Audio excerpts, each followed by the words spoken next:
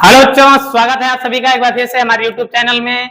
और आज की हम इंग्लिश की क्लास में लेकर आए हैं यूज ऑफ इट का प्रयोग। आज हम बताएंगे आखिर इट का प्रयोग कहाँ कहाँ होता है। ठीक है, इट वाले सेंटेंस, इट का प्रयोग कहाँ कहाँ होता है, बहुत ही हम सरल भाषा में जानने वाले हैं, बहुत मस्त तरीके से जानने वाले हैं। इसलिए इस वीडियो को बहुत ध्यान से देखें, बहुत जबरदस्त तरीके से समझाने वाले हैं। चलिए ज्यादा समय ना बर्बाद करते हुए आइए स्टार्ट करते हैं। देखो बच्चों, इट का प्रयोग कहाँ होता है। देखो पहले मैं ओरली बता दे रहा हूँ, फिर लिख के मैं बता दूंगा। देखो इट का प्रयोग कहाँ होता है, जहां पहली बात आप कर्ता का डिफाइन ना हो, जहां पे ये ना पता चले कि कर्ता कौन है। ठीक है, यानी जो काम करने वाला है, जब ये ना पता चले कि काम कौन कर रहा है। ठीक है, जब सेंटेंस में ये ना पता चले कि काम कौन कर रहा है, तो वहां पे इट का प्रयोग करते हैं। किसका प्रयोग करते हैं? इट का। अब समझ लो इसका मतलब क्या है। जैसे राम घर जाता है, क्या राम घर जाता है, इसमें काम कौन कर रहा है? राम कर रहा है।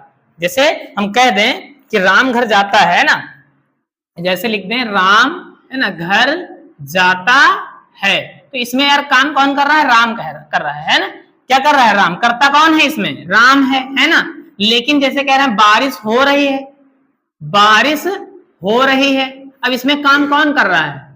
पता नहीं, पता ही नहीं चल रहा है। डिफाइन हो रहा है, इसमें पता हो रहा है, वो तो पता है, चलता है कि यहाँ बादल से बारिश होती है, तो ये कहना, इसमें ये नहीं कहना ये बादल करता है, क्योंकि जब है नहीं जो, तो उसको पता नहीं। तो जब करता ना हो, जहां पे करता ना हो, वहां पे इट का प्रयोग करते हैं। काहे का प्रयोग करते हैं?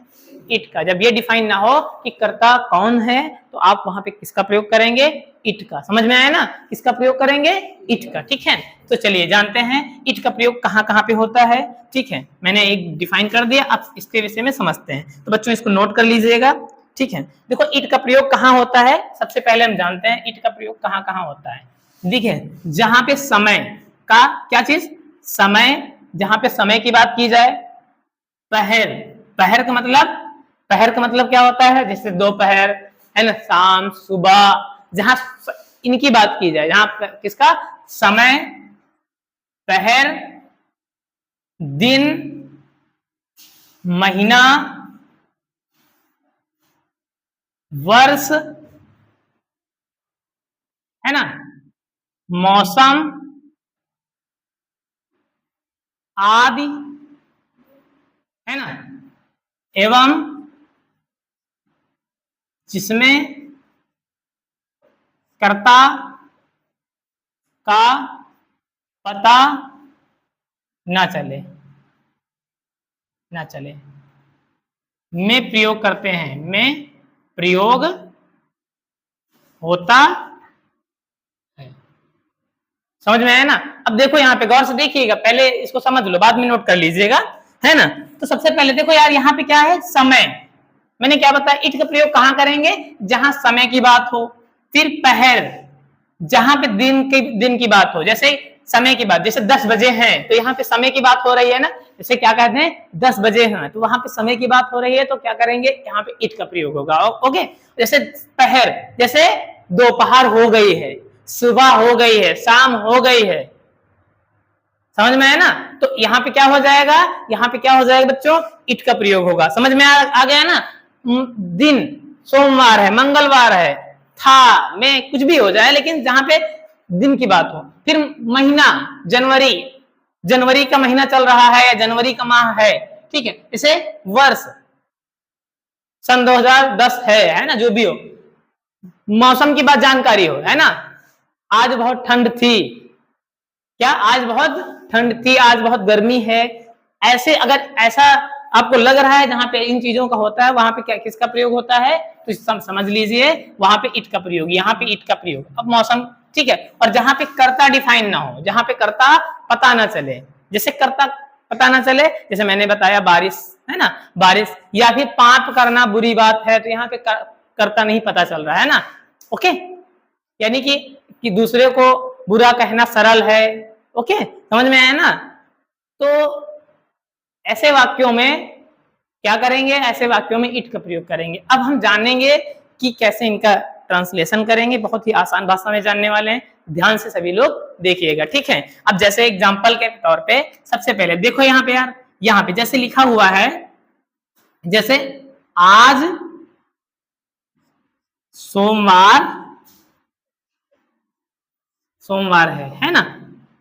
आज सोमवार है। यहाँ पे बच्चों देखो, एक गौर से देखो, यहाँ पे किसकी बात की गई, दिन की बात की गई। तो सबसे पहले इसमें कोई दिक्कत नहीं, बहुत सरल है। क्या करना है, सबसे पहले आराम से किसका प्रयोग करोगे, इट लगाओगे। क्या लगा दोगे, इट। कुछ आपको कुछ करना ही नहीं, जहां पे तब डायरेक्टली केवल दिन की बात आए, समय की, इन चीजों की बात आए, डायरेक्टली पहले क्या लगाना है, इट। फिर आपको इसका प्रयोग करना पीछे, है ना, इज। उसके बाद इसके पीछे सोमवार की अंग्रेजी मंडे। उसके बाद टुडे के, आज की अंग्रेजी क्या होगी, टुडे। समझ में आ गया ना, आ गया ना। जैसे अब इसी तरह से कह दे कि 10 बजे हैं, क्या अब 10 बजे हैं, या आप 10 बजे थे, ठीक है, या 10 बजे होंगे, कुछ भी लिख दो, है ना, होंगे। तो 10 बजे होंगे, इसका बजे की अंग्रेजी आ गई, तो क्या लगा दोगे, सबसे पहले इट। समय की बात आ गई ना, इट लगा दोगे। गागी के लिए क्या होगा, विल। क्या होता है, विल का प्रयोग, इट विल, है ना। अब इट विल, और यहाँ पे 10 बजना का है, मैंने होता 10 की अंग्रेजी क्या होती, 10। याद रखना, बजे की अंग्रेजी क्या होती, ओ क्लॉक। क्या होती है बच्चों, ओ क्लॉक। आ गया कि नहीं समझ में, कोई डाउट, एकदम क्लियर है ना, ठीक है। और बता देते हैं, जैसे यहां पे यार देखो, जैसे कि कल बहुत गर्मी थी, है ना। देखो गौर से देखो, कल बहुत गर्मी थी, बहुत आसान। सबसे पहले देखो यहाँ पे किसकी बात आ गई, मौसम की बात आ गई। किसकी बात आ गई, मौसम की। तो यहाँ पे क्या लगाओगे बच्चों, इट। ठीक, अंग्रेजी क्या लगाओगे, वाज। देखो पहले इट लगा दोगे, डायरेक्टली पीछे आ जाओ। अब यहाँ पे गर्मी थी, बहुत गर्मी थी, तो यहाँ पे क्या लिख दोगे, वेरी, बहुत। और गर्मी की अंग्रेजी क्या लगा दोगे, हॉट। क्या लगा दोगे, हॉट। हॉट माने क्या होती है, गर्मी। ठीक है, समझ में आ गया ना। अब और बताते हैं, यहाँ पे समझ में आ रहा है, यहाँ दिख रहा है ना बराबर, ठीक है ना। तो चलिए यहाँ पे और देखते हैं। ये अगर नोट करना चाहो आप लोग नोट कर लो, ठीक है, आप लोग नोट कर लो, ओके। चलिए अब देखते हैं, वीडियो पॉज करके नोट कर लेना, आगे देखो। जैसे इसी तरह से, अब जैसे कह रहे हैं कि पढ़ना आसान, आसान है, ऐसे ये कह दें। अब इसमें देखो, गौर से देखो, पढ़ना आसान है, इसमें लग रहा है कि कौन काम कर रहा है, करता नहीं है। ऐसा इसमें ऐसा लग ही नहीं रहा कौन सा करता है। तो आपको यहाँ पे क्या करना है, जहां पे ना लगे कि, जहां पे ये बात पता ना चले कि करता क्या है, क्या, जहां पे इस बात का बिल्कुल पता ना चले, बिल्कुल ये बात पता ना चले कि करता क्या है, वहां पे हमको किसका यूज करना है, इट का। देखो यहाँ पे करता पता नहीं चल रहा है, नहीं पता चल रहा है ना, तो क्या करना है, इट का। सबसे पहले आंखें बंद कर लो, आंखें बंद करके, ठीक है, किसे, आंखें, इट। यहाँ पे आंखें बंद कर, फिर पीछे इज। आसान की अंग्रेजी इजी, है ना। फिर पढ़ना, टू रीड, ओके, ठीक है। तो क्या हो जाएगा, टू रीड, ओके। समझ में आया ना, तो पढ़ना आसान है, ओके। इसी तरह से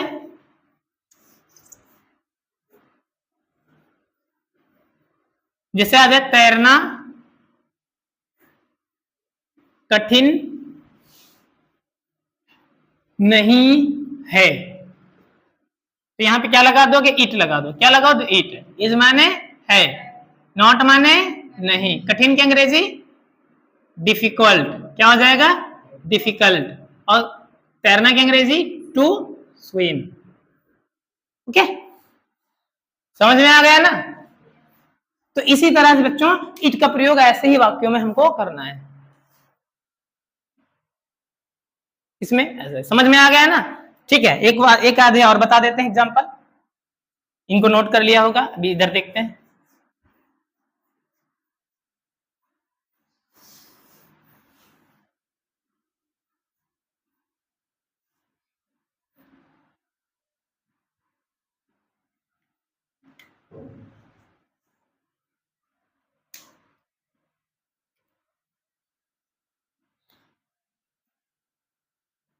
तो यहाँ पे देखिए, यहाँ पे करेंगे क्या, आगे देखते हैं। सबसे पहले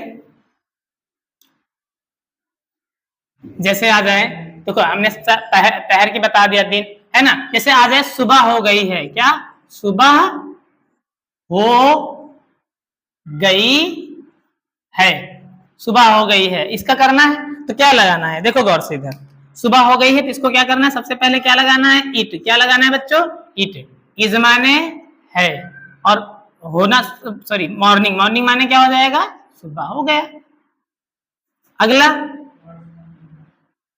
क्या हो गया, अब जैसे कहते हैं मार्च का महीना, मार्च का महीना था, है ना।